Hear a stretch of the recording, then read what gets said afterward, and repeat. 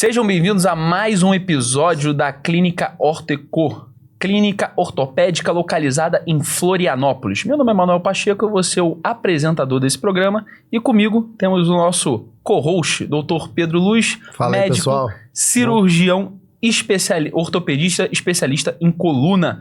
E hoje temos também nossa neurofisiologista, que eu vou pedir para que ela se apresente para o público. Boa noite, pessoal. Obrigado, uma honra estar aqui com vocês. Obrigado pelo convite, Pedro. Bom, sou Lisiane Ganassi, sou médica, neurologista e neurofisiologista.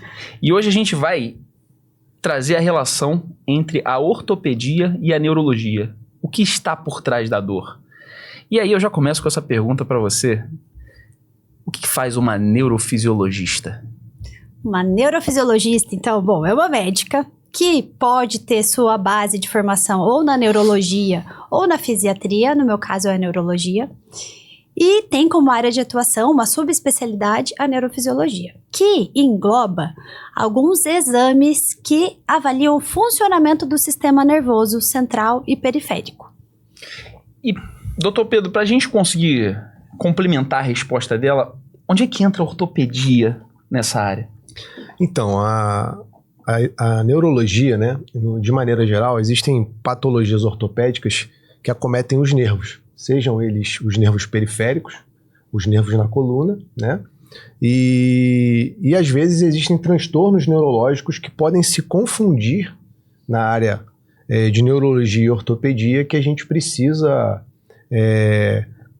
debater, né, discutir o caso para poder chegar num diagnóstico preciso, né? Então é muito importante essa interação entre as clínicas para fazer o diagnóstico e o tratamento correto do paciente.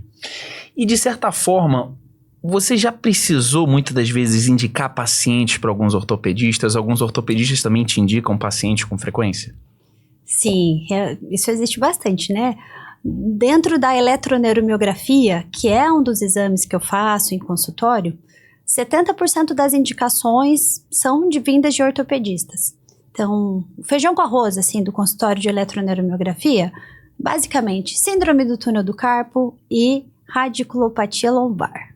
Problema do nervo no punho e um problema de dor no ciático. Isso é mais comum de vocês entenderem, né? Então, sim, é bem comum e muitas vezes eu fazendo esse diagnóstico na eletroneuromiografia, eu preciso direcionar o paciente para o especialista, né? Seja o ortopedista de coluna ou ortopedista de mão e outras especialidades também. E, doutor Pedro, você costuma com frequência indicar pacientes para médicos neurologistas, neurofisiologistas? Sim, porque na prática, né, da cirurgia da coluna, é muito comum, né, a síndrome compressiva, seja ela na coluna cervical, que costuma causar uma dor irradiada nos braços, perda de força, né, e até quadros mais graves, como a mielopatia, quando você tem uma compressão e sofrimento da medula ao nível cervical, né, você tem alteração de marcha, você tem alguns sinais clínicos relevantes que você pode perceber no exame clínico, e necessitar desse exame mais preciso para detalhar, né? Porque existem alguns diagnósticos diferenciais, né, que podem confundir o diagnóstico, né? Por exemplo, eu tive um paciente uma vez que ele chegou na cadeira de roda, ele tinha uma compressão na coluna lombar e ele tinha uma compressão também na coluna cervical, mas não batia o quadro clínico que ele tinha com o grau de compressão que eu via na imagem e não batia com a clínica dele. Eu falei assim, ele está muito pior do que essa imagem está dizendo para mim. Então, nesse caso, o que eu pedi? Eu pedi uma avaliação de um neurologista, né? Pedi uma ressonância de crânio para ele, né? E o diagnóstico foi uma alteração no crânio, né? Ele tinha uma hipertensão craniana. Então, assim, tudo que ele precisava não era uma cirurgia de coluna para mim, ele precisava de um neurocirurgião para corrigir o problema central, não era periférico. Então, assim, em alguns casos a gente precisa ter esse suporte, porque quando sai daquele quadro que a gente está acostumado a ver, você tem que ligar o alerta e falar assim, não, ele precisa também de uma complementação com outro especialista, porque se eu indicar uma cirurgia que não é a que ele precisa, ele vai voltar, às vezes, pior do que ele estava. E é até interessante já te passar essa bola, doutora, porque No caso, o Pedro falou sobre um diagnóstico que não aparentava ser aquilo que ele imaginava. E é interessante saber se isso acontece, por exemplo, de certa forma, com outras especialidades também. Além do ortopedista, outros médicos de outras especialidades, eles costumam te indicar paciente por serem dores em comum? Sim, outras especialidades costumam solicitar eletroneuromiografia, solicitar avaliação neurológica, e eu sempre trato esse exame como um parecer, uma segunda opinião ali com a minha visão de neurologista, de neurofisiologista, e a eletroneuromiografia é um complemento do meu exame neurológico. Então, tem toda uma conversa ali, eu passo 1 hora examinando o paciente na eletroneuromiografia, já converso sobre outras coisas, às vezes coisas que ele não contou para o seu médico, que depois eu ligo para ele e falo, olha só, ele te contou tal coisa, eu acho que isso pode ser tal diagnóstico, né? Enfim, vasculares são médicos que pedem esse exame muitas vezes por o paciente chegar lá com sensação de peso nas pernas e aí não é um problema vascular, acaba sendo uma polineuropatia, que é uma das coisas que a gente diagnostica e avalia também. E nesse exame... Você falou dessa, me corrija pelo amor de Deus se eu tiver, eletroneuromiografia. Isso. Você citou um pouco sobre ela, mas eu acho interessante até para as pessoas que estão assistindo esse programa, elas entenderem o que de fato é esse tipo de exame. Perfeito. A eletroneuromiografia é um dos exames, é uma das subespecialidades dentro da neurofisiologia que avalia, nesse caso, a função do sistema nervoso periférico. Basicamente, traduzindo, eu avalio como os nervos e os músculos estão funcionando. É isso que eu faço, eu testo os nervos. E o Dr. Pedro costuma pedir esse tipo de exame também? Ou ele indica uma neurologista, uma neurofisiologista para poder pedir esse exame? O médico ortopedista ele pode pedir esse exame diretamente?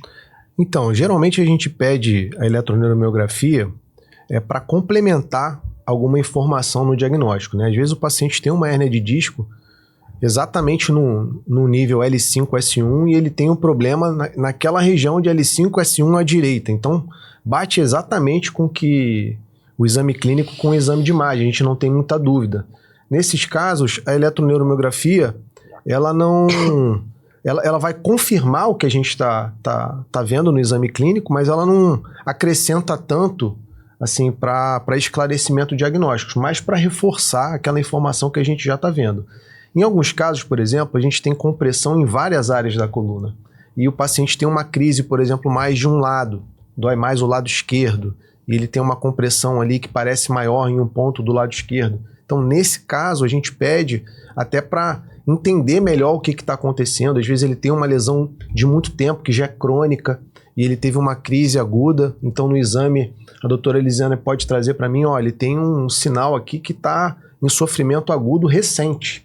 Então, eu consigo justificar essa piora dele, entendeu? Então, assim, eu uso muito para complementar o meu exame clínico e de imagem, né?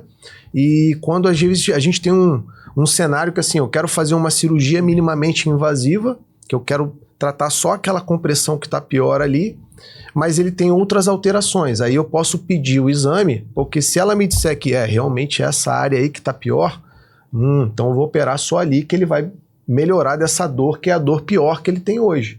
E aí depois ele segue na fisioterapia, não precisa fazer uma cirurgia para consertar teoricamente a coluna toda. Você trata o que está causando sintoma naquele momento, entendeu? E é até interessante saber, porque você falou muito sobre dor crônica. Então, quando a gente está falando da área da neurofisiologia, a gente está falando da área da neurologia, elas estão mais associadas à dor crônica de maneira geral? O exame em si, né, da eletroneuromiografia, o que ele pode trazer para a gente? Uma informação de um sofrimento crônico, né? Um paciente que tem uma estenose de canal, compressão em múltiplos níveis, ele vai chegar para a gente já às vezes com uma alteração de marcha, com uma perda de força que você coloca ele no exame deitado para examinar e você não percebe uma perda de força objetiva. Mas quando ele começa a caminhar, que ele vai ter a claudicação pela compressão, aí começa a falhar a musculatura. Ele vai falar para você que ele... quando eu caminho 5 minutos, a minha perna começa a ficar pesada, né? A doutora Elisiane falou aqui sobre a claudicação vascular e a claudicação neurogênica. Às vezes a gente pede o exame para diferenciar isso, que existem algumas características clínicas específicas da claudicação vascular, que é uma falta de sangue que chega na perna, né? Uma estenose do vaso, né? Então não chega sangue na perna, dá um tipo de dor. Quando não chega sangue no nervo, porque ele está comprimido, dá outro tipo de dor. Então o exame de eletroneuromiografia vai auxiliar a gente a fechar esse diagnóstico, né? Além disso, tem as polineuropatias diabéticas, né? Tem uns quadros neurológicos mais graves, como a esclerose lateral, que a doutora Elisiane pode falar até melhor do que eu, né? Que é mais frequente no consultório dela do que o meu, mas é um quadro que geralmente quando a gente pega, ele sai um pouco do que a gente está habituado a ver. Quando sai um pouco do que a gente está habituado a ver, a gente tem que pedir ajuda. E acho que isso que é legal, isso que você falou ali, que, opa, isso aqui, né, não tá batendo, tá batendo a clínica, né? Então, pensar realmente, né, abrir o leque de diagnósticos diferenciais, e é aí que a gente atua, né? Então, essa atuação em conjunto, paciente com a clínica, a visão do ortopedista, a visão da neurologista, neurofisiologista, e aí o exame, ele vai além de dar o diagnóstico ali. Então, eu consigo falar se eu tenho uma compressão, se ela é na raiz do nervo, qual raiz, se é uma compressão de nervo periférico, às vezes eu tenho uma compressão no punho de um nervo e clinicamente se confunde com uma compressão cervical da raiz do nervo. Então a gente consegue diferenciar, topografar onde está a lesão. Eu consigo graduar se ela é leve, se ela é moderada, se ela é grave, como o Dr. Pedro falou, se ela é aguda, se eu tenho desnervação ativa, ou se é uma lesão mais crônica, tá? Além de diferenciar de várias outras doenças. E aí entram doenças neurológicas raras, miopatias, polineuropatias, que além da diabética tem uma infinidade de outras. Doenças como a esclerose lateral amiotrófica, que é uma doença do neurônio motor e confunde muitas vezes com o paciente com uma hérnia de disco, né? Então esse é um dos diagnósticos que tem que estar na cabeça do ortopedista para acender um alerta ali, né? E eu acho até interessante, porque eu te fiz essa pergunta no episódio 2 que você estava aqui, que foi com o Dr. Fabrício Caruso, que eu te fiz a seguinte pergunta: qual é o melhor momento para você encaminhar um paciente para um médico psiquiatra, que no caso é o Dr. Fabrício? E agora eu te pergunto, qual o melhor momento para indicar um paciente para um médico neurologista? Exatamente quando você tem essa sensação de que o paciente tem alguma perda motora, mas não sente muita dor, ele tem uma alteração no exame de imagem, mas que não justifica o quadro que ele está, né, a intensidade ou da perda de força, ou do quadro clínico geral dele, né? Recentemente a gente teve um caso que eu até operei, né? Que eu pedi uma avaliação da doutora Elisiane, que foi isso. O paciente, ele tinha alteração já de marcha, ele referia dor na região cervical e alteração nas mãos já. E aí ele chegou só com um exame da ressonância da lombar e ele falava que ele tinha tido um trauma tinha caído de surf, bateu o pescoço e tinha quebrado o pescoço há uns 15 anos atrás. Caramba. 15 anos atrás. Aí eu falei, não, esse com certeza, pelo quadro aqui, deve ser mialopatia cervical. Tá comprimindo a medula e ele tá com sintoma geral. Só que a ressonância lombar dele era horrível, que justificaria aquela marcha ruim. Mas eu falei assim, não, eu tenho quase certeza que é lá em cima. Então eu pedi a ressonância, realmente ele tinha uma compressão grave na cervical. E aí, junto com o exame que a doutora Elisiane fez, a gente confirmou que o quadro mais grave era a cervical, e por isso a gente operou a cervical, e ela estava na cirurgia, o paciente melhorou durante a cirurgia, e foi um caso bem bom. Um caso de sucesso ao vivo. Um caso de sucesso, exatamente. E o paciente, depois de operado, graças a Deus, não é tão comum o paciente melhorar. Nesse tipo de patologia, a gente fala que a gente opera para não piorar, mas ele melhorou bastante, graças a Deus. E é até um pouco complicado fazer essa pergunta ao inverso, mas mesmo assim eu gostaria de saber o que a doutora Elisiane tem para dizer em relação ao seguinte: chega um paciente que em determinado momento ele pode achar que é algo neurológico e você indica para um médico ortopedista? Sim, chegam. E aí vamos falar um pouquinho mais sobre a esclerose lateral amiotrófica mesmo, sabe? Que eu acho que é uma interface importante para a gente falar aqui. Esse é um exemplo. Às vezes o paciente chega com um sintoma que confunde bastante: um pé caído ou uma fraqueza nesse movimento de pinça, tá? Esses são possíveis sintomas iniciais de um paciente com esclerose lateral amiotrófica. Ele pode começar com uma perda de força mais sutil, assim. E às vezes, se o paciente já tem algum familiar, alguém já ouviu falar disso, é o medo que ele tem. Principalmente se ele tem uma coisa chamada fasciculação, tá? Fasciculação é um tremorzinho do músculo, tá?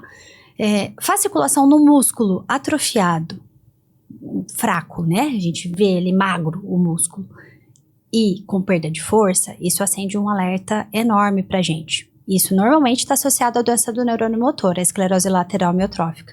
Mas ela não é exclusiva disso. Então, às vezes, uma hérnia de disco pode ter uma fasciculação, pode dar uma fraqueza pontual. A diferença principal aí entre um exame de hérnia de disco, fazendo uma compressão de raiz de nervo, para um exame de esclerose lateral amiotrófica, é que a hérnia de disco ela é pontual, a gente consegue localizar, topografar bem.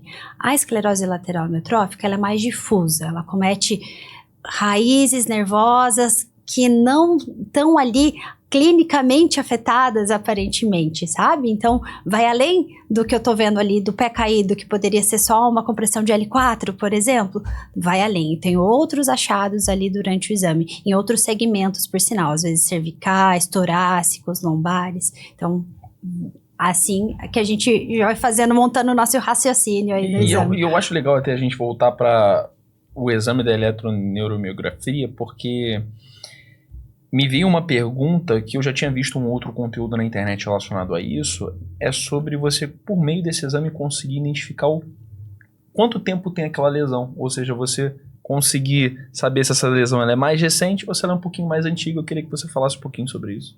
Isso é possível, sim, é uma das partes que a gente avalia. Então, eu vejo se tem lesão, onde está a lesão do sistema nervoso periférico, onde está a compressão do nervo, vamos dizer assim.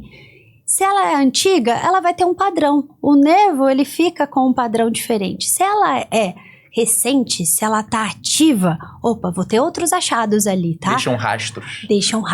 Deixam suas marcas, com certeza, tá? Então, muda o padrão de uma lesão do músculo, muda o padrão de uma lesão de nervo, são padrões distintos. E aí, encaixando esses padrões é que a gente vai dizendo, graduando se ela é leve ou não.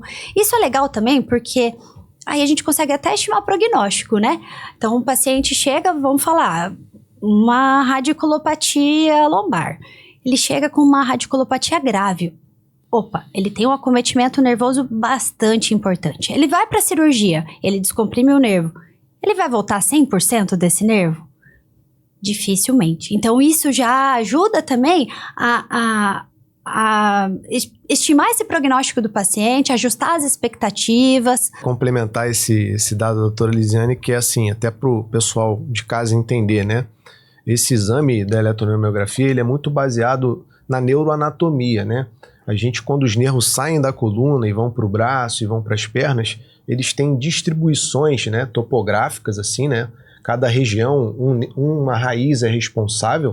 No braço vem aqui da cervical e nos membros inferiores é a mesma coisa. Então, baseado nessa topografia que a gente usa no consultório, examinando, qual que é a área que está dormente, qual que é o músculo que não está funcionando, a gente estima qual é essa raiz, né? Fala, eu acho que a radiculopatia é de C6 à direita.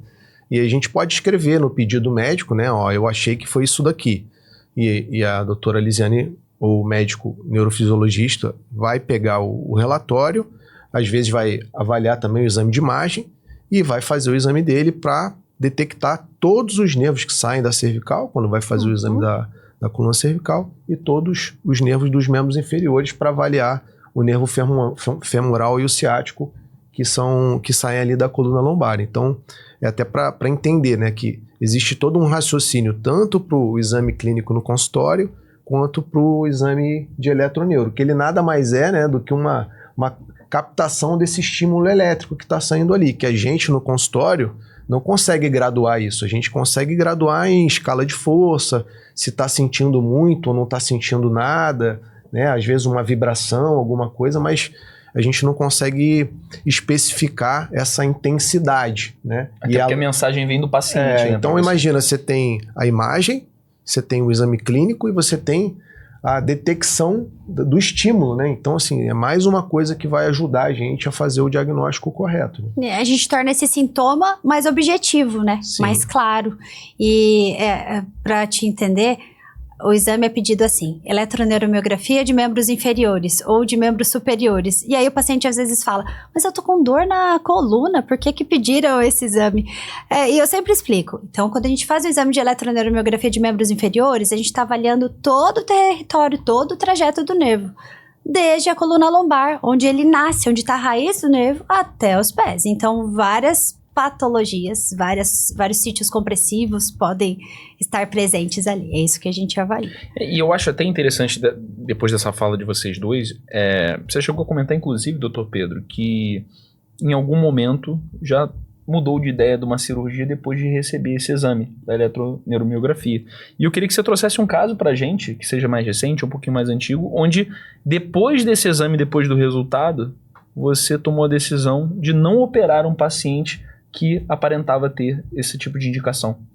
Então, normalmente, quando eu peço e muda a minha conduta, né, é principalmente nessa dúvida se o paciente ele tem mielopatia cervical ou não, né, que foi esse caso que eu expliquei agora há pouco, né, às vezes ele tem uma compressão importante na coluna lombar, né, principalmente o paciente de idade, que tem mais desgaste ali, mais estreitamento, mas ele tem algum sintoma de membro superior, às vezes você olha a mão assim, aquela mão um pouco atrofiada, né, meio emagrecida, digamos assim, né, então você vê aquela mão mais fina, você fala, tem alguma coisa ali, eu acho melhor investigar.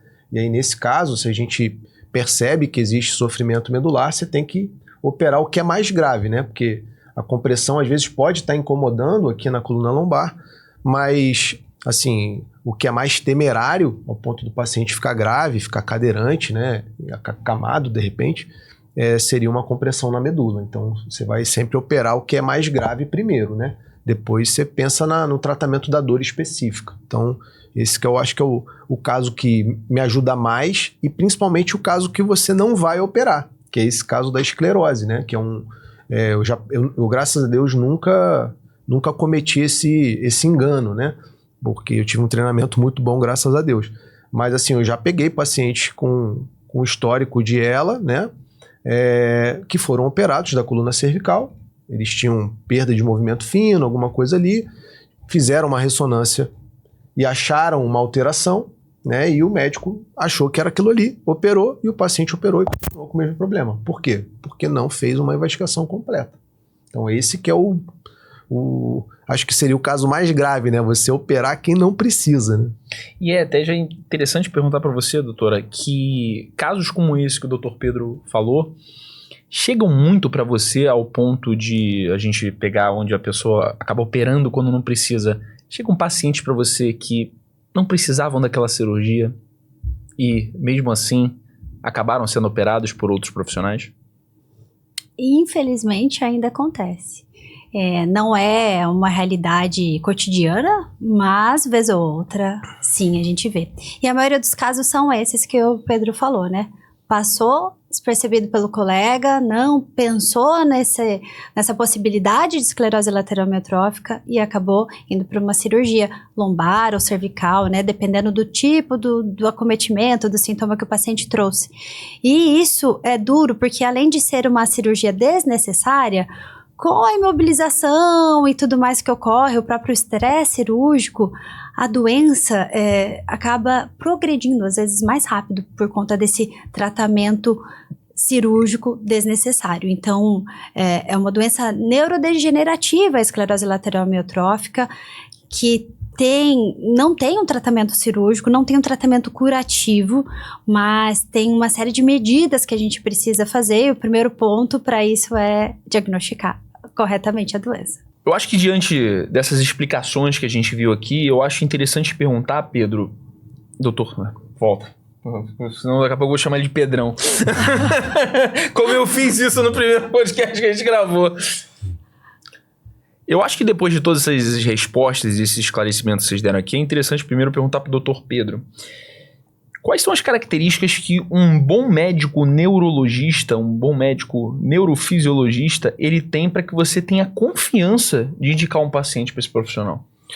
Eu acho que, assim, a gente pode jogar essa pergunta para todos os médicos em si que fazem parte da minha equipe, né? Então, a minha preocupação é sempre trabalhar com pessoas que me deem feedback, né? Seja o fisioterapeuta, seja o educador físico, o médico, né? Eu estou sempre preocupado em passar o quadro clínico do paciente e preocupado em receber a notícia, né? Um paciente, por exemplo, fiz uma cirurgia oncológica do paciente, tirei um tumor. Pô, eu espero receber notícias do oncologista que está acompanhando. Eu fiz uma cirurgia de hérnia de disco, mandei para um fisioterapeuta. Pô, eu espero receber notícias dele, né? Então, eu noto que hoje isso na medicina é cada vez mais raro, assim. Eu procuro me cercar de pessoas assim. Mas, assim, no geral, não tem muita gente tão preocupada assim. Cada um faz o seu e toca. Você acha que falta um pouco dessa mentalidade coletiva? Porque às vezes a dúvida do profissional que avaliou, ele, será que é isso? Vou perguntar pro Dr. Pedro, de repente ele pode me dar uma luz aqui no que eu vi e, a gente fecha o diagnóstico junto. Então, acho que isso é uma coisa que complementa, né? E para alcançar um resultado melhor, seja no diagnóstico, seja no tratamento, seja na reabilitação, enfim. Acho que tudo isso soma para você entregar um resultado melhor para o paciente. E acho que casos complexos precisam dessa integração entre as especialidades, né? E tendo como objetivo principal a melhora do paciente, né? Se a gente está interessado, preocupado com o paciente, isso já denota um bom profissional, né? Sim. Poxa, eu consigo discutir, ele me dá um feedback, ele é claro, ele discute, dá opinião, né? Uhum. Isso é muito legal. É claro, tem a formação da pessoa que a gente conhece, isso tudo importa, né? Mas isso de se preocupar com o paciente e se dispor a discutir o caso com os colegas, se colocando no lugar dos colegas também, acho que isso é muito legal, né? Então... Perfeito. E sempre a gente voltando pro exame da eletroneuromiografia, ainda vou conseguir completar esse nome até o final do podcast. Como é que ele é feito na prática? Porque eu já vi algumas pessoas falando na internet que é um exame que ele é um pouco temido pelas pessoas. Eu queria perguntar para a doutora, como é que ele é feito na prática? Então, esse exame, falando, assusta um pouco, tá? Eletroneuromiografia. Até o nome já assusta. Então, assim, esse exame... Ele avalia o quê? Os nervos e os músculos, certo? Como que eu avalio? Eu estimulo o nervo e esse estímulo é um choquezinho, tá? É um choque sobre o nervo, super seguro, nenhum risco para o paciente. E na segunda parte do exame, eu faço uma pequena agulha, que obviamente é descartável, não dá choque, não injeta nada. Uma pequena agulha bem fina vai em alguns músculos. Então, é um exame que dá choques e que tem uma agulhinha. Então, falando, assusta, mas tudo tem um como, né? O como é feito, como é explicado. Então, normalmente os pacientes entram com muito medo, mas falam assim, não era tão ruim quanto eu imaginei. É só um choquinho, doutor Pedro? Então eu sempre explico, é um exame que pode ser desconfortável, depende muito de quem faz. Uhum. Então, por isso que eu sempre oriento, procura esse lugar aqui, né? Mas como dor, a gente sabe que é uma sensação individual, né? Então tem pacientes que estão mais sensíveis, estão num momento de dor mais intensa, então às vezes o exame fica muito desconfortável, porque o paciente já está numa crise de dor ali. Não é que o exame seja tão ruim assim, mas é que para aquele momento daquele paciente acaba sendo um pouco pior a lembrança, porque ele já está num momento difícil, né? Para alguns vai ser só uma agulha, para outros pode ser uma faca, né? Exatamente. E a gente saindo um pouquinho dessa área da eletroneuromiografia, sempre tomando muito cuidado para falar essa palavra, você comentou um pouco sobre a ELA, que é uma doença, né, que as pessoas têm se preocupado cada vez mais e tem tido cada vez mais diagnósticos, pelo menos no que se procura e no que se vê. E por mais que você tenha falado um pouco sobre ela, eu gostaria que você definisse pra gente e explicasse exatamente o que ela é. Vamos lá. Ela, então, é a esclerose lateral amiotrófica, que é uma doença que acomete o neurônio motor. Vamos lá. O neurônio motor... Traduzindo, tá? O neurônio motor, ele vai desde o córtex motor, que tá lá no nosso encéfalo, no nosso cérebro, tá? Tem uma comunicação descendo pela medula, pela parte lateral e anterior da medula, ele vai chegar lá numa partezinha chamada corno anterior da medula, onde ele vai se comunicar com o segundo neurônio motor, que é o neurônio que vai comunicar a medula com o músculo, tá? Então, o paciente que tem a doença do neurônio motor, ele vai ter alteração do primeiro neurônio motor e do segundo neurônio motor. Isso traz um conjunto de sintomas que, entre eles, tá? A doença ela pode manifestar inicialmente de várias formas. Pode começar, por exemplo, com uma alteração da fala. A fala ficar um pouco mais arrastada, um pouco mais anasalada, uns engasgos mais frequentes, então uma forma de início bulbar. Mas pode, como eu falei, começar com uma perda de força na região da mão, aqui nesse movimento de pinça, ou o pé caído, não consegue fazer a dorsiflexão do pé, levantar o pé. Não tem um padrão, então, para as pessoas Não é um identificarem. padrão único, tá? Ela tem várias formas de início de apresentação, vários subtipos de formas de apresentação, mas tem várias coisinhas que nos acendem aqui, sinais de alerta, né, do ortopedista, do neurologista, para chamar atenção para essa doença. Então, é uma doença que vai acometer o neurônio motor e a gente precisa avaliar. O neurônio motor inferior, que é esse segundo neurônio motor, a gente avalia aí no exame da eletroneuromiografia. E o neurônio motor superior, a gente vai precisar ali de uma ressonância, um exame de imagem, não vai ser um exame de testar a função, mas é um exame de imagem que vai poder nos ajudar também. E já trazendo casos do senso comum, se diz muito que ela é um pouco confundida com a hérnia de disco. Ou eu tô errado, doutor Pedro? Não, tá certíssimo. Esse é um dos casos em que a gente, quando examina o paciente e percebe alguma coisa que não está batendo muito com o exame de imagem, um quadro um pouco atípico, é quando a gente tem que pedir ajuda, né? Porque é nesses casos que acontecem os maiores erros dentro da cirurgia de coluna, o paciente ser operado sem necessidade, né? Entendi. E eu acho também interessante a gente falar sobre ela de uma maneira em que a gente consiga diagnosticar ela com um pouquinho mais de assertividade. Você, pelo eletroneuromiografia, você consegue detectar ela ou existe outro exame para que seja detectada essa doença? Ele é o principal exame para o diagnóstico da ELA. Sem dúvida alguma, a eletroneuromiografia é o principal exame.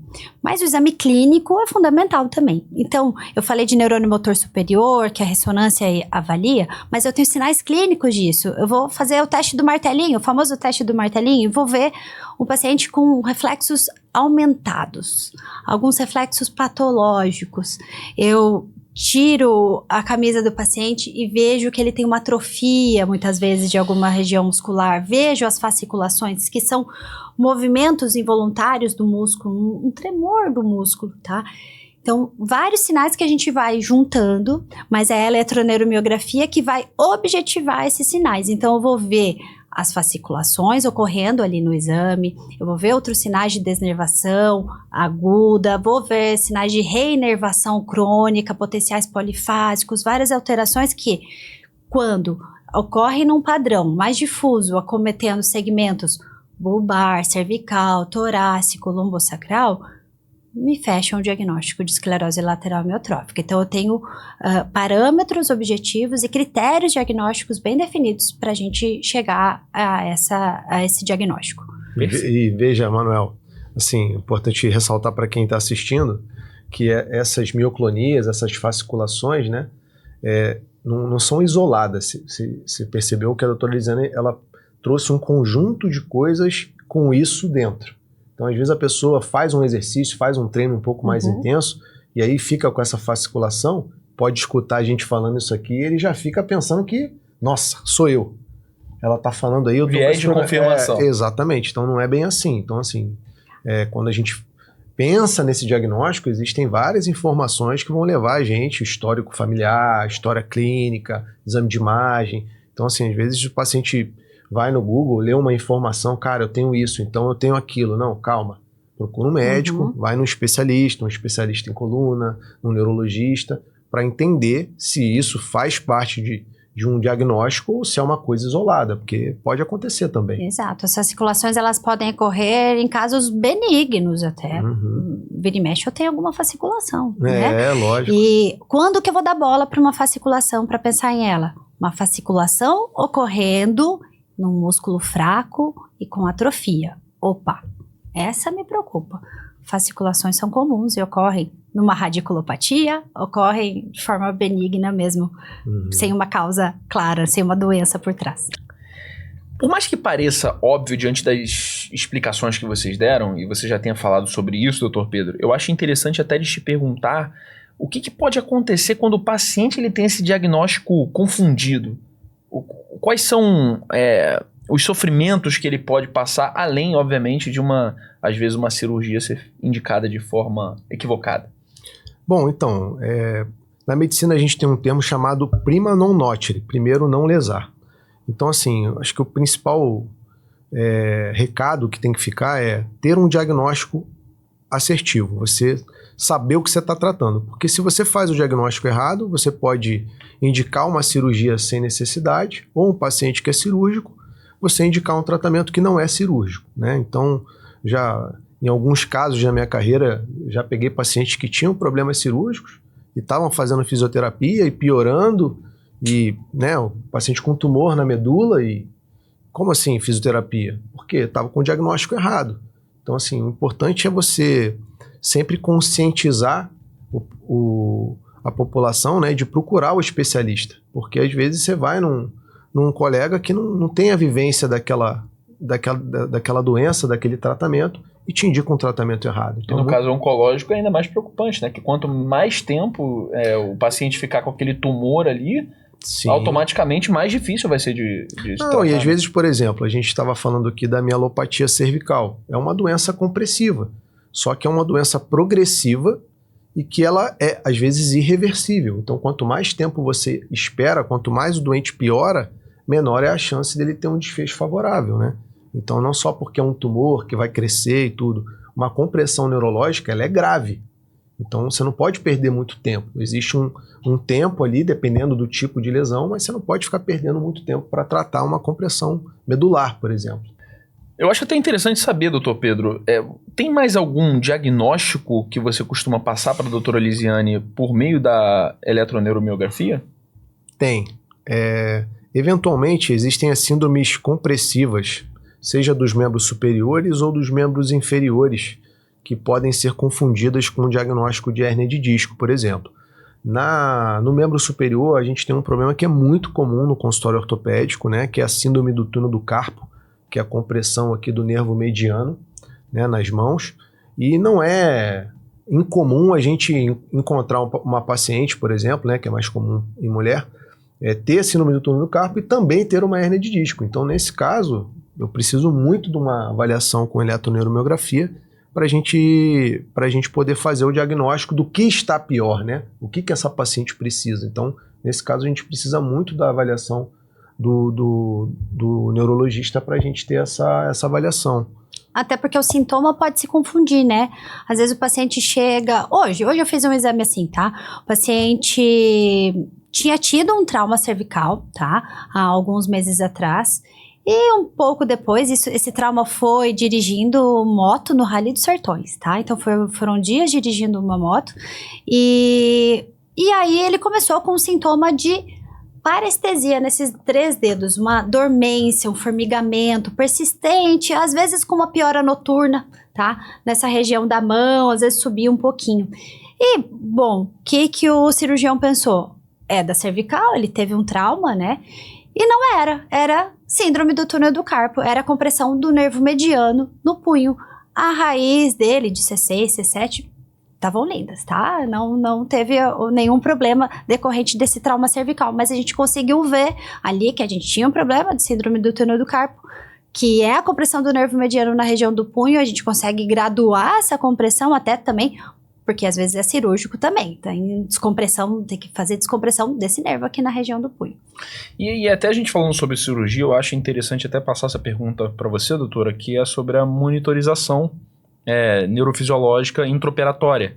Como é que, de certa forma, isso funciona para as pessoas entenderem? Porque o nome é complicado. Como é que a gente descomplica esse nome? Mais um nome complicado. Mais um nome complicado na Essa minha área não tá fácil, né? É isso porque você não tem ideia de como é que é o computador dela, com um monte de rabisco, cara. Então, o doutor Pedro tem que acreditar no que eu estou traduzindo ali para ele. Eu estou acreditando no que vocês dois estão falando. Muito bem. Olha só, a monitorização neurofisiológica intraoperatória é uma avaliação em tempo real do funcionamento do sistema nervoso, tá? Então, o paciente chega para uma cirurgia, e vamos citar aqui então a cirurgia de coluna, que é uma das principais indicações e bastante frequente. Eu vou conversar com o paciente, entender, já conversar com o Dr. Pedro qual que é a programação cirúrgica, e aí eu vou fazer uma montagem desse paciente antes da cirurgia. O anestesista vai lá, anestesia o paciente e eu começo a colocar alguns eletrodos nele. Esses eletrodos, eles vão desde o couro cabeludo até os pés. Variando, claro, o posicionamento de acordo com o tipo da cirurgia, mas são eletrodos que vão principalmente ali nos músculos e em alguns nervos periféricos também. Durante toda a cirurgia, eu fico estimulando esses eletrodos e testando toda a via neural. Então, se no pré-operatório o paciente tem um déficit de alguma raiz, eu consigo falar, doutor Pedro, tá assimétrico aqui, L5 à direita tá menor do que a esquerda. Isso fecha com a clínica. Então a gente já consegue dar um diagnóstico ali no pré-operatório, já esclarecer ali também que, poxa, tá certo, tô no local certo, no alvo cirúrgico. Durante a cirurgia eu vou guiando o doutor Pedro também. Opa, cuidado aqui, a medula sentiu, a raiz do nervo sentiu, né? O que é o sentiu? Às vezes toca o material, o instrumental cirúrgico toca nessas estruturas, porque entenda que o arcabouço ósseo, que é a nossa coluna, dentro dele tá a nossa medula, tá a cauda equina e partem as raízes nervosas pelas vértebras. Então, essas estruturas estão em risco durante uma cirurgia de coluna e a gente está ali justamente para minimizar esse risco, para guiar o cirurgião e proteger o paciente. Então, a prioridade é a segurança do paciente, para ele sair melhor do que ele entrou na cirurgia, para ele sair sem nenhum déficit neurológico, sem nenhuma sequela, que é um grande medo, né, na cirurgia de coluna. Acho que 90% dos pacientes morrem de medo de fazer uma cirurgia de coluna, né? E quando a gente explica até isso, que tem esse procedimento trazendo mais segurança para o paciente, é muito legal, assim, né? As pessoas entenderem que existe essa possibilidade, né? Uhum. Ainda tem um dado interessante, né? Durante a cirurgia, né? Eu estava comentando aqui no início do podcast, às vezes o próprio procedimento, antes de acabar, a gente ainda está na fase ali final ali de descompressão da medula. Já melhorou aqui, hein, Pedro? Já tá bem melhor, já melhorou a raiz tal. Então, assim, exame ao vivo, né? Ao vivo, cara. Então, assim, dá até uma segurança pra gente, né? Eu costumo pedir, principalmente quando eu vou operar casos em que você tem várias compressões, eu peço a monitorização pra ir no que tá pior. E aí, só da gente operar, às vezes, o que tá pior, eu não preciso operar o restante, porque já tem uma melhora, aquela melhora que eu esperava operando, né? Então, assim, reforça ainda mais que a minha decisão foi certa de não fazer uma cirurgia grande e optar por uma cirurgia minimamente invasiva, tirando o pior local de compressão e o paciente se adaptando depois, né? Porque hoje, quanto menos agressivo você for, é melhor para o paciente, né? Às vezes a gente não consegue ser minimamente invasivo, mas quando a gente pode, é sempre o ideal. E te dá aquela tranquilidade, né, de terminei minha cirurgia e sei que o meu paciente vai sair bem dela, né? Exatamente. A gente fala, né, que quando a gente não tem monitorização, né, a gente só sai do hospital depois que vê o paciente acordado, mexendo bem. Então, quando a gente tem a monitorização, antes do paciente acordar e mexer as pernas, porque eu só vou embora depois disso, a gente já fica mais tranquilo, porque a gente sabe que ele vai acordar bem. Então, é uma segurança dupla aí, digamos assim, né? Em quais casos, doutor Pedro, você faz a solicitação desse monitoramento? Existem, além, obviamente, dos que você já falou, existem outros casos que você pede esse monitoramento? O ideal, né, seria toda cirurgia que a gente vai mexer no canal, né, ou na raiz nervosa, a gente ter para todos os pacientes. Mas, assim, a gente entende que isso é uma coisa que a gente não consegue, porque talvez a doutora Elisiane consiga explicar até um pouco melhor essa questão da literatura médica. O que tem bem consolidado na literatura é o uso nas deformidades, né, nas cirurgias de escoliose, nas cirurgias de tumores dentro do canal, né, e nas mielopatias.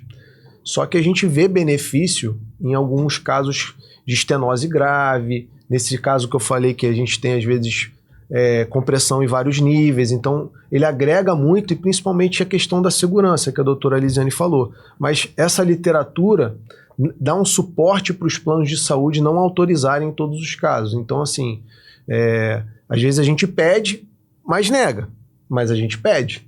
Então, às vezes, assim, a gente gostaria que tivesse em todas, mas infelizmente a gente não consegue.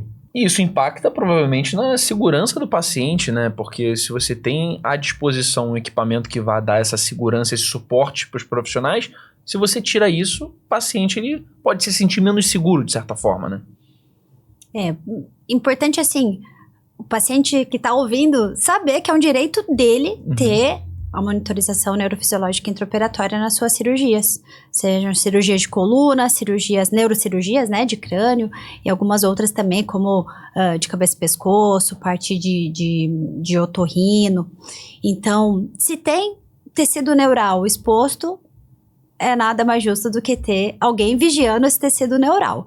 Afinal, o nervo não recupera, né? Assim, se eu corto o nervo, ele não vai recuperar. E aí o déficit que eu vou ter é bem impactante na qualidade de vida, né? Ninguém vai querer sair com uma perna caída ou paraplégico, né? Então, os gestores olham só para a parte financeira, Com custos. certeza. E a gente tem que orientar o paciente que ele tem direito a isso. A gente vai pedir para cirurgias, o ideal que fossem para todas, né, que tivessem esse tecido neural exposto. Mas a gente sabe que muitos convênios vão negar, né? E aí, cabe ao paciente também, sabendo desse direito dele, também buscar por isso, brigar por isso, né?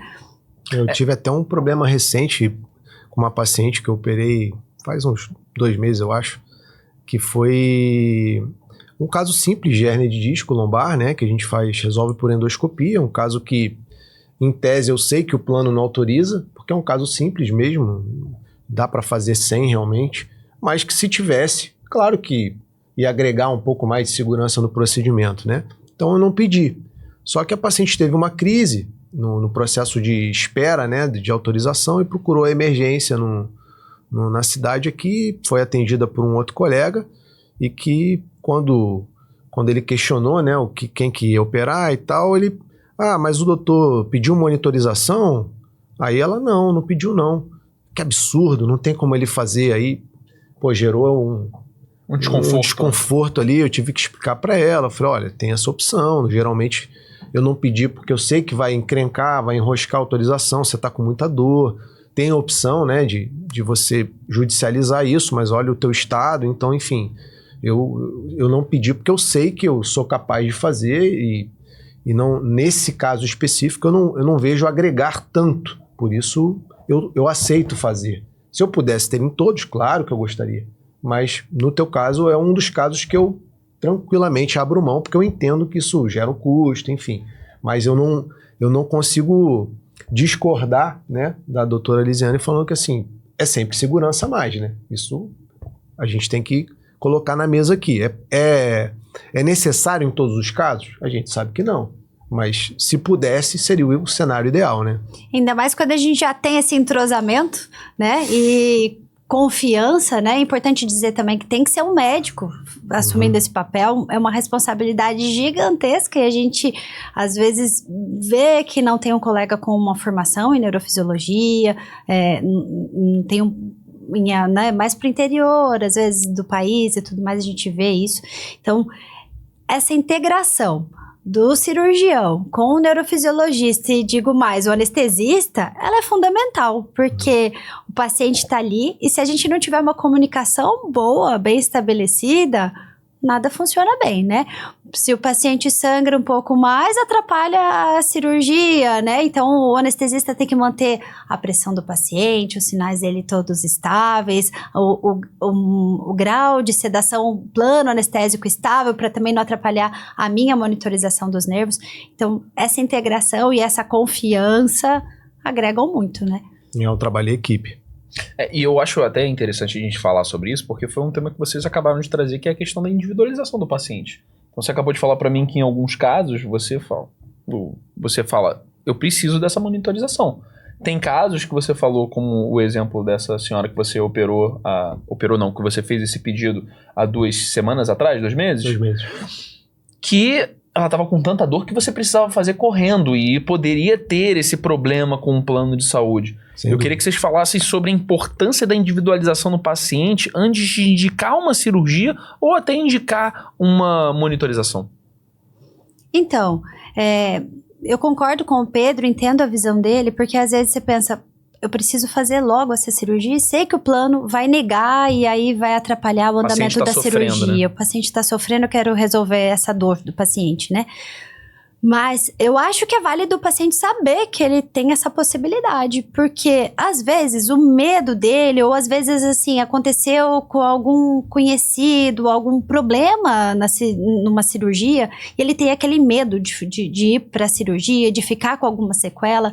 Então, trazendo essa possibilidade de ter alguém ali que está para cuidar dos nervos e da medula do paciente durante a cirurgia, traz uma segurança a mais para o paciente e para toda a equipe, né? É interessante ter essa possibilidade em mãos, né? Com certeza, eu acho que é isso, assim, tem casos que, assim, não tem nem como você entrar no centro cirúrgico, né? Vou dar o exemplo da mielopatia cervical, às vezes só para você posicionar o pescoço do paciente já cai o potencial. Então, assim, até para você ajustar o posicionamento da cabeça do paciente, você já precisa ter a monitorização ali, porque tem pacientes só de deitar e hiperestender o pescoço, a medula já começa a sofrer. Então você não tem nem como começar uma cirurgia em compressões graves, né, sem ter a monitorização. Às vezes você tem que suspender a cirurgia, que você não consegue botar o paciente numa posição em que ele não piore. Eu já vi isso acontecer. E mais, isso que eu ia falar, às vezes o paciente está ali para fazer uma descompressão lombar, ele está para fazer uma cirurgia na coluna lombar. E como que fica durante essa cirurgia? Ele fica deitado de barriga para baixo. Nesse posicionamento, a cervical às vezes sofre. E só antes de começar a cirurgia, eu tô falando, tá? Só de posicionar o paciente para a cirurgia, meus potenciais somem. E aí a gente vê, opa, tem um problema nessa cervical. Aí a gente vai lá, tenta ajustar. Melhorou? Ótimo, cirurgia segue, mas já tive que suspender a cirurgia, porque a gente não sabia que ele tinha esse diagnóstico antes de fazer a monitorização. Então, suspende a cirurgia, vai investigar a cervical, tratar essa cervical, para depois poder tratar a lombar. Aí vai nisso naquilo que a gente estava falando antes, né? Às vezes o paciente tem a compressão na lombar, tem a compressão na cervical que não foi vista, e ele vai para o centro cirúrgico para operar a lombar. E aí, nesse caso, pediu a monitorização, salva o paciente. Senão, o que ia acontecer? Ele ia acordar teta. Caramba. Imagina? E eu acho até legal da gente falar o seguinte, né? A gente falou sobre diversos temas aqui durante esse podcast. A gente falou sobre ela, a gente falou sobre neuromiografia. A gente falou sobre essa monitorização.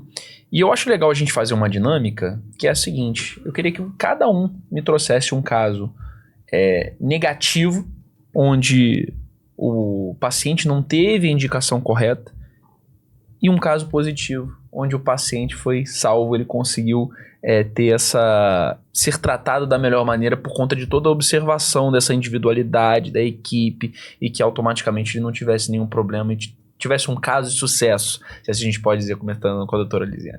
Eu acho que negativo, esse exemplo que eu acabei de citar seria o mais impactante, né? Então, o paciente... mais te impactou, assim... Não aconteceu comigo. Entendi, graças a Deus. Assim, eu digo, no caso de não ter uma monitorização, sabe? Então, assim, o paciente vai fazer uma cirurgia da coluna lombar e não tem uma monitorização, mas tem uma mielopatia cervical e acorda tetraplégico por conta disso. Mas isso acontece com muita frequência? Não é frequente, mas pode acontecer, né? E aí, a gente não quer virar estatística, né? Ninguém quer que aconteça, né? É 0,001%, eu não quero ser. Esse talvez seria o pior cenário desse caso que você está falando pra gente. Eu acho que, assim, no caso de não ter uma monitorização, esse é um dos piores cenários que eu vislumbro, assim, dentro de uma cirurgia de coluna, sabe? Agora, o contrário também, aí vou citar um caso que aconteceu recente e que acho que é bem ilustrativo. Durante a cirurgia, foi tudo bem, teve ali uma outra, a gente chama de percussão mecânica, encosta ali o instrumental cirúrgico numa raiz, numa determinada raiz. E aí ela apresentou um pouquinho de queda já para o final da cirurgia. No final da cirurgia, normalmente o que eu estou esperando? Uma melhora dessa raiz. Que nem sempre acontece, mas é muito frequente de acontecer. Então a gente fica esperando essa melhora da resposta da raiz do nervo. Não aconteceu essa melhora da resposta. Pensei eu, deve ser só por conta dessa batidinha que deu no nervo mais pro final. Vou segurar aqui um pouquinho, tinha terminado a cirurgia, pedi pro anestesista segurar um pouco, que eu queria continuar estimulando, continuar avaliando. E para minha surpresa, deu uns 5 minutos depois, sumiram algumas respostas bilaterais dali para baixo, daquele nível para baixo. Fez o que a gente chama de uma síndrome da cauda equina aguda. Então, isso seria extremamente impactante para o paciente se a gente não observasse ali naquela hora, porque ele ia acordar paraplégico, com alteração de esfíncter, sem conseguir evacuar, sem conseguir urinar, e a gente percebeu isso na hora. O que foi? O que aconteceu ali? Um hematoma. O cirurgião voltou para a cirurgia, era uma cirurgia endoscópica, drenou o hematoma, e resolveu, os potenciais melhoraram, recuperaram. Então, um caso extremamente gratificante, né? Assim. É um feeling do profissional, né? Na hora, assim, não, tem uma coisa errada aqui, vou monitorar mais tempo. Isso aí é a qualidade do profissional. É nessas horas que a pessoa que tem experiência faz a diferença. A pessoa que não tá ligando, melhorou, acabou, vou tirar aqui, beleza. E aí, mas não tava, a vida do paciente. Mas não tava tudo bem, né? Nem o cirurgião vai ficar vendido aí nessa situação, né? Graças a Deus não foi comigo, mas imagina o sufoco que ele não deve ter evitado de passar, né? Porque ali ele ainda conseguiu resolver, mas se tivesse ido pro quarto, tivesse que voltar, imagina só o pânico. Meu Deus. E agora entender da tua parte os casos, primeiro o caso negativo, onde provavelmente pode não ter acontecido com você, mas que você ouviu falar, e um caso positivo, onde o desfecho foi tão bom quanto o doutor Aliciane. Casos negativos, assim, eu não me lembro de ver ninguém perder o potencial na minha frente, assim, e não saber o que fazer, né? Geralmente, ou é algo esperado, né? Porque você abriu a medula, foi tirar um tumor, então você estava fazendo ali só para ter a segurança mesmo. Ou esses casos que você tenta posicionar o paciente e tem que cancelar a cirurgia, porque às vezes o paciente realmente precisa da cirurgia, só que, cara, você não consegue posicionar o paciente. E aí você não pode lesar, né? Você não pode botar o paciente e falar, não, vamos tentar. Não dá. Você não está conseguindo nem posicionar, tem que suspender e dizer para o paciente, sinto muito, cara, não consigo te operar porque não consigo te posicionar, ponto. Esse é um caso que seria ruim, né? Caso bom, assim, já aconteceu comigo, cirurgia de escoliose, por exemplo, tô lá corrigindo a deformidade, fazendo as manobras de correção, já estava mais pro final da cirurgia, queria corrigir um pouquinho mais, fiz uma manobra de distração, né, que é quando você abre um pouquinho o espaço entre os parafusos, a profissional que estava comigo, né, na época, falou assim, caiu um pouquinho aqui o potencial, o que vocês fizeram aí? Aí a gente volta àquela manobra que a gente tinha feito, agora melhorou. Então, tipo, se eu não tivesse feito com monitorização, né, que a cirurgia de escoliose é 100% com monitorização, não tem como não fazer, provavelmente a paciente poderia acordar com algum problema. Então, uma coisa que guia a gente na colocação de todos os parafusos e principalmente na manobra de correção, que você imagina que a medula às vezes está assim dobrada e a gente vai esticar ela. Então, nesse momento, ela pode sofrer só de você corrigir a deformidade, né? Principalmente as deformidades mais graves. Mas a gente usa para todas para evitar, porque a gente não tem como prever isso. Cada anatomia ela é individual ali, da anatomia vascular, da anatomia neurológica, então é importante que você tenha isso para poder, isso aqui, depois daqui começou, então volta. Será que é a pressão do paciente? Será que é a medicação, né, o plano anestésico? Tudo isso a gente vê. Antes de ter a monitorização, né, tem um detalhe interessante, a gente tinha o teste de despertar, que a gente não tinha monitorização, você imagina. A gente combinava com o paciente antes, olha, depois que a gente corrigir a curva, o paciente vai te acordar, você com a coluna toda aberta, e você vai mexer os pés. Caramba! Aí você mandava mexer os pés, né? E aí o paciente, mexeu, beleza, agora a gente pode fechar. E o anestesista afundava o paciente de novo pra gente monitorização old school. Era o antigamente. Old school. Eu já peguei essa fase aí, cara. Ainda peguei. Graças a Deus, quando eu fiz o meu treinamento lá em São Paulo, foi o começo da massificação da monitorização para cirurgias de deformidade, para cirurgias mais complexas, né? E hoje, graças a Deus, a gente consegue abrir o leque para mais indicações, né? Então, proteger mais colunas, né? Que é a nossa meta hoje, né? Pelo que você está me falando, então, ou pelo menos foi o que eu entendi aqui, na maior parte das cirurgias de coluna hoje, você acaba pedindo essa monitorização. E pelo que você também citou, das cirurgias minimamente invasivas, não se pede tanto. Isso está certo? Isso está errado? Então, eu acho que não tem tanto a ver com o fato da cirurgia ser aberta, né? Tradicional, ou ser minimamente invasiva. O mais importante é o grau de comprometimento, né, de compressão na coluna que possa gerar uma dúvida, né, quanto à descompressão ideal, quanto à segurança do procedimento, né. Mas assim, geralmente as cirurgias abertas que a gente faz, a maioria delas a gente precisa da monitorização, né, também não são todas. E as cirurgias minimamente invasivas, a maioria a gente também faz sem monitorização. Mas quando a gente precisa, a gente tem que pedir, porque é uma coisa que ela traz uma segurança, ela aumenta até a acurácia do cirurgião, né, na descompressão, enfim. Quando você tem um profissional bom que entende o que você está fazendo, nossa, cara, a cirurgia é outra. Realmente ela ganha muito em qualidade. Então a gente não pode fazer essa correlação, né? Cirurgia minimamente não usa, cirurgia que é aberta usa. Na verdade, tem mais relação com a gravidade, né? E com a segurança do procedimento. E eu acho interessante fazer uma pergunta para a doutora Lisiane, porque quando você tem essa monitorização, obviamente, ou pelo menos ao que se entende, alguém tem que te procurar. E como é que, de certa forma, os pacientes eles chegam em você?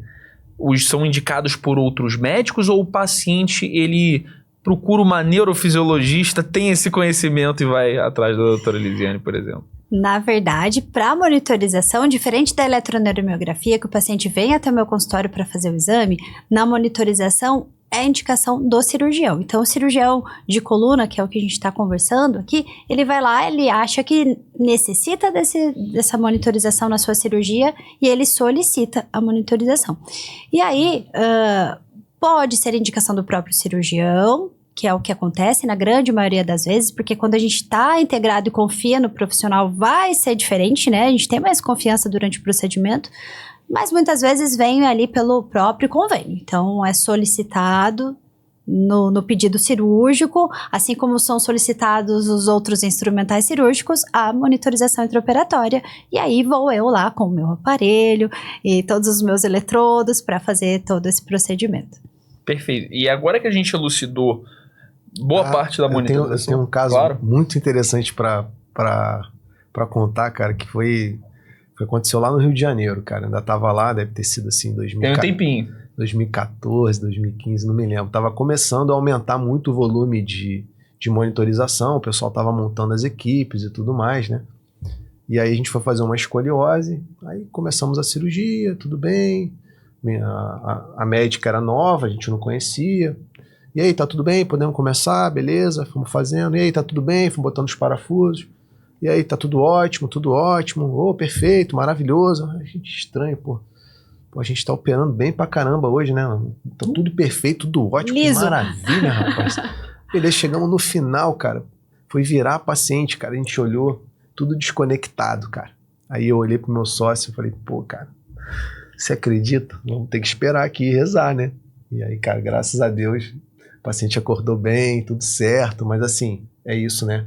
A questão do profissional, né? Ele tem que ter um treinamento, ele tem que saber o que ele está fazendo, tem que ter um entrosamento com a equipe cirúrgica, né? Porque é muita responsabilidade, né, cara? Imagina num cenário desse, tivesse acontecido alguma coisa.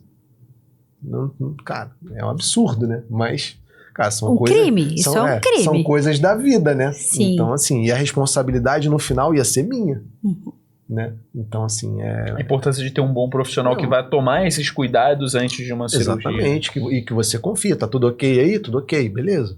Né? A pessoa, não, tá tudo ótimo, tudo perfeito. Só esquecer. É como se a gente estivesse gravando um podcast e chegar no meio a pessoa fala assim, então, eu esqueci de apertar o play de gravação, né? Exatamente. E eu acho legal a gente falar sobre o seguinte, a gente elucidou vários dos casos que a gente trouxe aqui das mais diversas áreas. E eu gosto sempre de trazer uma parte de mitos, porque a gente tem 2 profissionais competentes aqui que podem desmistificar mitos que, de certa forma, o senso comum pode ter em relação a essas cirurgias, em relação à própria à monitorização, aos exames. E eu queria saber, primeiro da doutora Elisiane, qual o maior mito que pode aparecer de todos esses temas que a gente trouxe aqui hoje? Vamos lá, acho que eu puxaria a sardinha para a eletroneuromiografia. Não é um exame tão doloroso assim. Veja que eu falei tão. É um exame desconfortável. Eu sempre falo, você não vai voltar aqui com saudade do meu exame, né? Mas um exame que, feito de uma forma coerente, de uma forma se colocando no lugar do paciente. Cuidadosa. Gentil. E explicando, né? Tendo esse cuidado de explicar o que você vai fazer, como você vai fazer. E tem as técnicas também para que não seja tão doloroso o exame, tão desconfortável. Então, assim, eu falo que ninguém nunca desistiu do meu exame. Então, eu sigo com essa estatística, tá? Então, é um exame que pode ser um pouco desconfortável, mas é muito bem tolerado na maioria das vezes. Perfeito. Doutor Pedro, gostaria de saber da sua parte, qual o principal mito que você gostaria de esclarecer aqui pra gente, dentre todos esses assuntos que a gente trouxe aqui hoje? Mito eu não sei, cara. O que eu poderia dizer, assim, como a gente falou hoje muito sobre segurança, né?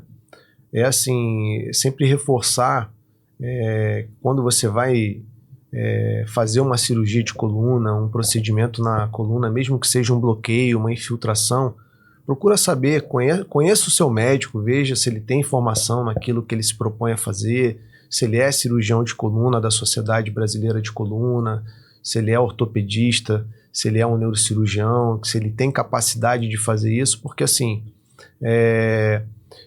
a gente fala, né, quando você pega um avião, você sabe que ele tem uma chance de cair, mas você entra nele porque, cara, a maior parte dos voos não vão dar problema, né? Você espera que tenha um piloto que na hora de uma situação que nem aconteceu recentemente, não, a gente não vai poder decolar porque deu um problema, deu uma pane. Então assim, você tem que ter um médico experiente para ter esse feeling de que, cara, deu um problema, eu sei resolver, né? Então quando você tem um especialista de coluna, se você tiver algum problema, ele vai resolver. Se é um cara que não é especialista em coluna, talvez ele não consiga resolver. Então, assim, é muito importante você pensar nisso, né? Procura um especialista na área que você vai fazer, um cara com uma formação boa, porque isso vai agregar segurança para você, né? Provavelmente seu procedimento vai ser mais bem feito e mais seguro. E com a monitorização vai ser o GPS do cirurgião, do piloto aí, né? Para guiar e chegar no destino que a gente espera. E a gente acabou abrindo uma pergunta no início, que é mais ou menos a relação entre a área da ortopedia e a relação junto com a área da neurologia. E aí, nesse bolo, a neurofisiologia também. E aí, eu queria saber de você, doutora Elisiane. A gente abriu essa pergunta e agora a gente responde. Essa relação, ela é mais próxima do que as pessoas imaginam entre a ortopedia e a neurologia? Ela é próxima e deveria ser mais, eu digo muitas vezes, né? Então, acho que essa integração com o colega ortopedista, ela é importantíssima. Quando a gente pensa em neurologista, normalmente a gente está pensando em cérebro, né? E esquecendo que o sistema nervoso periférico, que está ali entre... né, tá ali na coluna, tá ali na parte dos braços, tá no punho, tá no cotovelo, tá nas estruturas ósseas, né? Então, o ortopedista, ele tá lidando muito ali com o sistema nervoso periférico, que acaba sendo minha área, né, de especialidade maior. Então, neurologia não é só cérebro, tem toda essa parte periférica, a integração da parte periférica com o ortopedista ela é muito maior, e não esquecendo também o nosso olhar como neurologista para enxergar outras doenças que entram ali como diagnóstico diferencial para não passarem desapercebidas. E eu acho interessante até já perguntar para o Dr. Pedro o seguinte, e aí talvez possa ser até um senso comum que as pessoas possam imaginar. Essa integração do ortopedista com o médico neurologista ou com o neurofisiologista, ela acontece apenas em casos complexos? Não, eu acho que não, porque assim, eu sempre falo, né, o ortopedista, ele tá mais para cirurgião do que para clínico, né? E a neurologia, que é a especialidade básica do neurofisiologista, né? Tem o fisiatra também, que também tem uma formação clínica. O clínico ele tem um olhar um pouco diferente para o paciente do que o paciente cirurgião, né? O cirurgião ele é mais pragmático, né? Mais sistemático, tem um problema, eu resolvo assim. O clínico não, o clínico ele procura ver outras nuances do paciente, né? Parte metabólica, o histórico familiar de uma maneira mais individualizada. Então, assim, ele consegue, às vezes, perceber o olhar de um cirurgião, que é um pouco mais voltado para aquela patologia, por mais preocupado com um todo que o cirurgião seja, ele nunca vai ter o mesmo olhar do que um cara que tem uma formação clínica, né? Então, são coisas que se complementam. Então, é importante o ortopedista ter um pouco de humildade no sentido de transferir um pouco dessa responsabilidade, né? E o próprio médico que tem essa formação clínica entender que nós temos essa limitação, né? Assim como eu não vou... eu brincava na residência que tinha, às vezes, pedia uma avaliação do clínico na enfermaria da ortopedia, entrava em pânico, né? Eu penso, vocês não resolvem? Eu falo, então se um senhorzinho cair na cama e quebrar o fêmur aqui, eu posso entregar o bisturi na sua mão e você vai resolver o problema? Então, assim, é mais ou menos isso. Cada entendeu? um entender o seu lugar de potência. Exatamente. Assim como tu não espera que um clínico faça um gesso bonito, né? Você também não vai esperar que o ortopedista faça um diagnóstico clínico muito bonito. Então, assim, é importante essa complementação, porque no final, quem precisa é o paciente. Então, a gente, trabalhando em conjunto, provavelmente o desfecho vai ser melhor. Perfeito. E aí você tem um casamento que, nesse caso, acaba sendo um casamento perfeito, né? Entre o clínico e aquela pessoa, o cirurgião que é mais pragmático para tomar a decisão. Eu acho que de todos os temas que a gente conseguiu aqui, ou pelo menos que eu me programei para trazer aqui para o podcast, eu acho que a gente concluiu todos e a gente elucidou todas as questões. E para a gente finalizar esse programa, primeiro vou pedir para o Dr. Pedro para ele dar um recado para a câmera, falar as redes sociais dele e dar um recado final para os possíveis pacientes que estejam assistindo ou então até outros profissionais da área. Eu espero que o público tenha gostado, né, dessa temática de hoje, né, uma temática importante dentro das cirurgias ortopédicas, né, a segurança do procedimento. Se vocês quiserem saber mais, a gente vai disponibilizar bastante conteúdo sobre esse podcast de hoje. Pode acessar esse conteúdo nas redes sociais da Orto&Co, né? Dr. Pedro Luz, e provavelmente também nas redes sociais da doutora Lisiane Ganassim e do Instituto Ion de Neurofisiologia, tá? Então, se você tiver mais interesse, por favor, entre nas nossas redes sociais e siga o nosso conteúdo. Perfeito. Doutora Lisiane, algum recado final ou para nossos convidados ou para finalizar esse podcast? Eu queria agradecer o convite de vocês, terem me recebido aqui. Eu queria que você falasse eletroneuromiografia. Eletroneuromiografia. Pronto, deu tô certo. satisfeita. Então é isso, pessoal. Agradecer mais uma vez a doutora Lisiane por ter participado.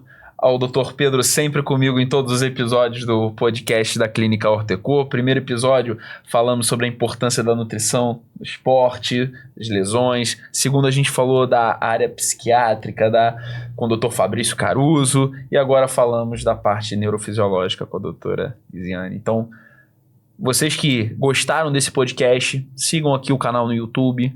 Entrem lá no Instagram oficial da Clínica Orto&Co, assim como o Dr. Pedro falou. Entrem também no Instagram do Dr. Pedro, também dizendo nas minhas redes sociais. Estou lá com o Manuel Pacheco N, falando um pouquinho sobre a minha área, para vocês me conhecerem, conversarem, caso tenham interesse em saber mais sobre a minha área do marketing.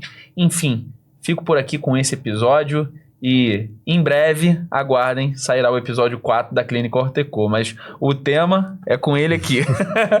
Um abraço. Falou, tchau, tchau. pessoal.